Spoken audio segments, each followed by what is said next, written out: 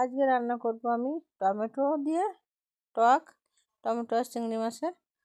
তো টমেটো নিয়ে আসলাম ঘের থেকে, আর এখন এই যে টক রান্না করার জন্য টমেটোটা আমি কেটে নিয়েছি। আর এখন রান্না করবো সেই জন্য চুলাটা ধরিয়ে কড়াইটা বসিয়ে দিলাম। কড়াইটা বসিয়ে দিয়ে তেল দিয়ে এখন সরিষা ফোড়ন দিয়ে আমি কিছুটা তেল আর সরিষা কেটে রেখে দিলাম। আর এখন বাকি যে তেলটা আছে ওই তেলে আমি চিংড়ি মাছগুলো দিয়ে লবণ আর হলুদ দিয়ে চিংড়ি মাছগুলো ভালো করে একটু ভেজে নেব।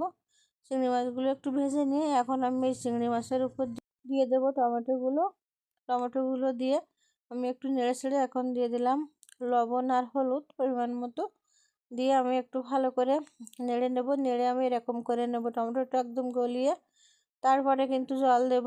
আগে আমি জল দেব না। তো এখন এই যে জল দিয়ে আমি একটু নেড়ে ছেড়ে ঢাকনা দিয়ে ঢেকে দিলাম। কিছুক্ষণ পরে ঢাকনা খুলে আমি নিজে নেড়ে ছেড়ে দিচ্ছি খুন্তি দিয়ে, নেড়ে ছেড়ে আমি আবার একটু ঢেকে দিলাম। আর এবার কিছুক্ষণ জাল করে যে ঢাকনা খুলে এখন কিন্তু আমার টকটা রান্না করা হয়ে গেছে। তো আমি যে তেলটা আর এই যে সরিষাটা কেটে রেখেছিলাম সেটা বেটে টকের উপর দিয়ে এখন একটু নেড়ে ছেড়ে একটু জাল করে নিলাম। আর এখন টকটা আমার হয়ে গেছে, আমি নামিয়ে নিলাম।